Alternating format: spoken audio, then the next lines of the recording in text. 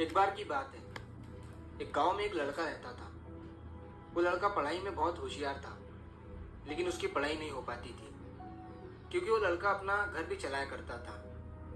वो रोज अपने खेत में जाता, दिन भर वहां काम करता और शाम को घर वापस आकर वो थोड़ी बहुत पढ़ाई कर लिया करता था।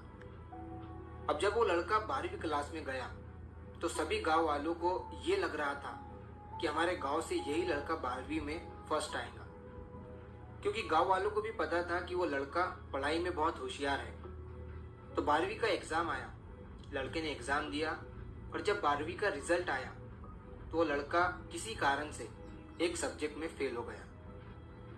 जब गांव वालों को ये बात पता चली तो सारे गांव वाले उस लड़के को ताने देने लगे और उसका मजाक उड़ाने लगे। वो जब भी अपने घर से खेत की तरफ जाता तो उस रास्ते पर उसे जितने लोग मिलते वो सब उसे ताने देते रहते। अब वो लड़का लोगों के ताने सुनकर बहुत परेशान हो जाता है और ये बात वो अपने उस्ताद को बताता है कि उस्ताद जी, मैं जब भी अपने घर से खेत की तरफ जाता हूँ तो उस रास्ते पर जितने लोग मुझे मिलते हैं सब मेरा मजाक उड़ाते हैं। तो उसके उस्ताद ने उसे कहा कि तू ना एक काम कर, एक बड़ा सा लोटा ले और उस लोटे को पूरा ऊपर तक दूध से भर दे और जब तू उस रास्ते से गुजरे तो तू उस लोटे से दूध का एक बूंद भी नीचे गिरने मत देना।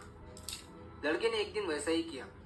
वो जब उस रास्ते से दूध का लोटा लेकर निकला तो उसका फोकस उस लोटे पर इतना था कि उसे लोगों की आवाज ही सुनाई नहीं दी। वो इतने ध्यान से उस लोटे को लेकर चल रहा था कि उस लोटे से दूध का एक भी कतरा नीचे ना गिरे।